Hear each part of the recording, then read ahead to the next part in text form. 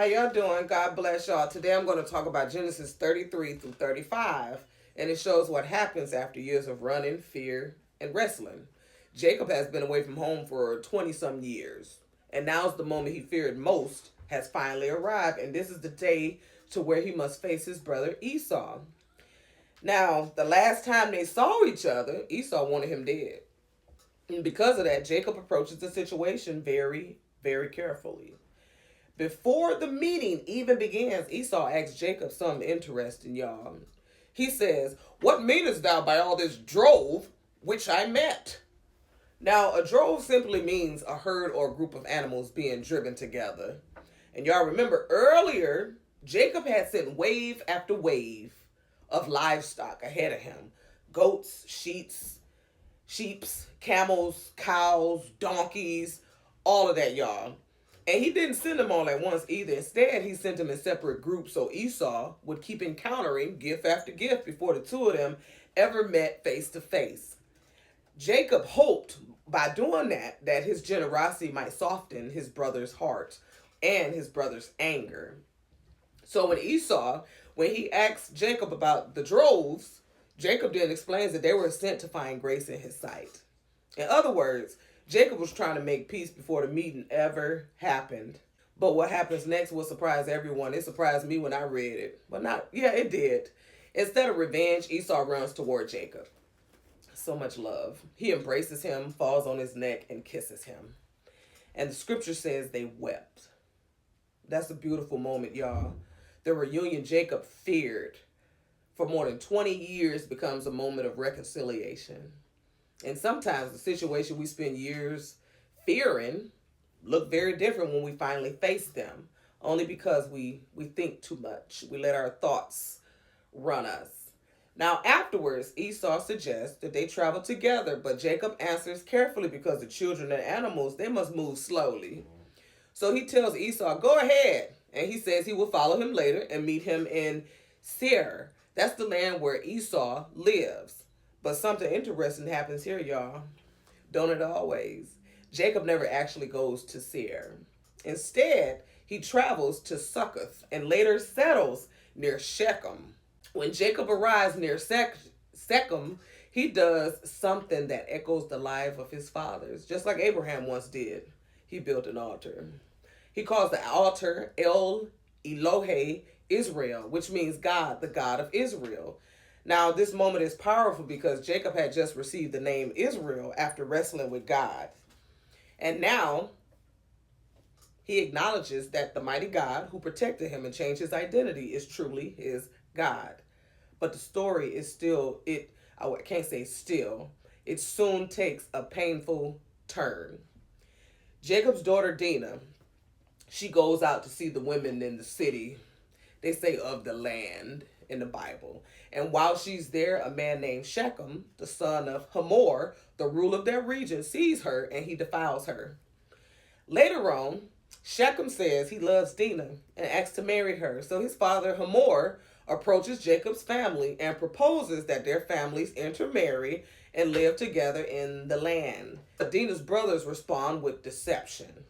They say the men of the city must first be circumcised if they want to join families with them. So the men agree. All of them get circumcised, y'all. But while they are still healing from circumcision, two of Dinah's brothers, Simeon and Levi, enter the city. Enter the city and kill them all. He killed all of them, y'all. Then the rest of Jacob's brothers, they came in afterwards and they plundered the city. They take the sheep, the oxen, the donkeys, the wealth, the women, and the children. I just thought of that man said, "Hide your women, hide the children." Sorry, y'all. Anywho, their actions show the same kind of deception that once marked their father's life earlier. Now, when Jacob hears what his sons did, he becomes deeply troubled. But his concern immediately goes to survival mode because he fears what the surrounding Canaanites and the Perizzites might do.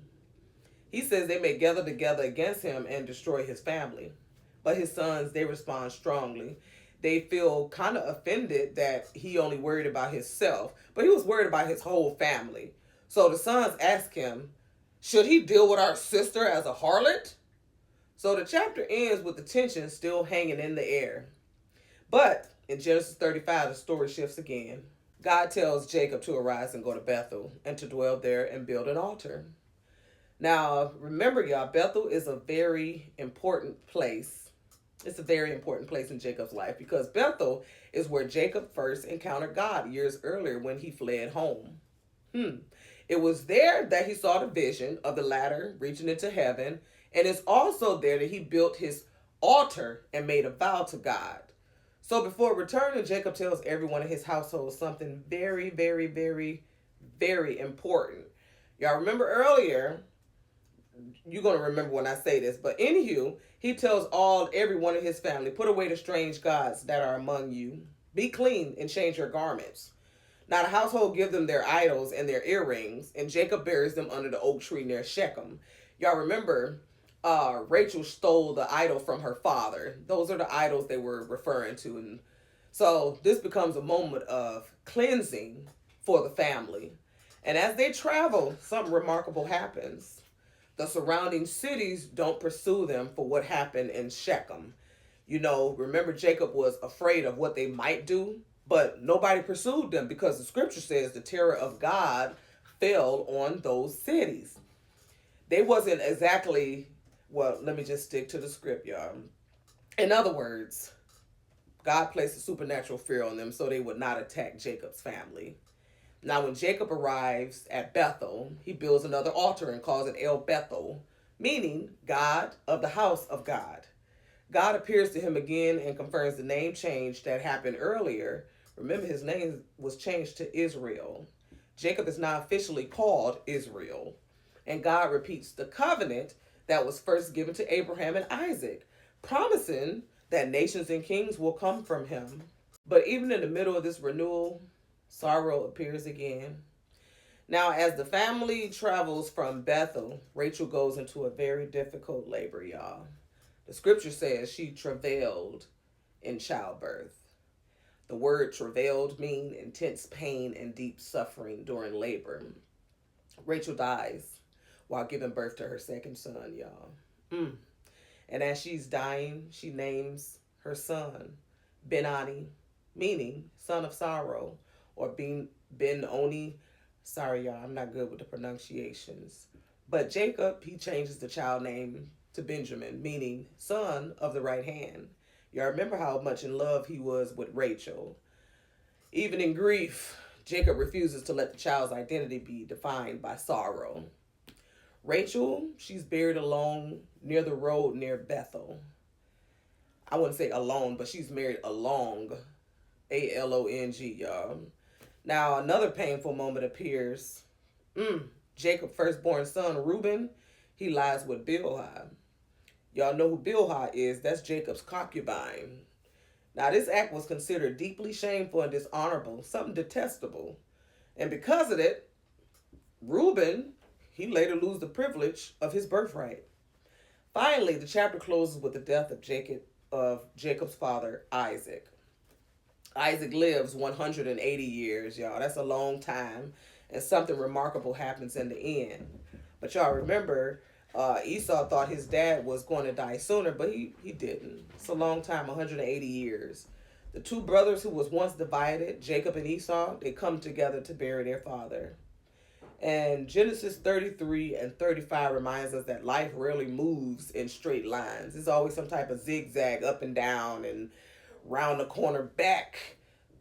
It does not move in a straight line. There are moments of reconciliations, moments of violence, moments of cleansing, and moments of grief. Yet, through it all, God continues moving his promise forward. And maybe these chapters leave us something worth asking ourselves. Not even maybe, it does.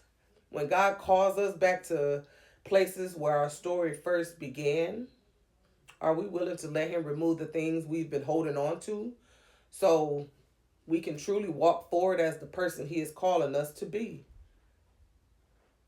That's what we need to ask ourselves. Y'all have a good night.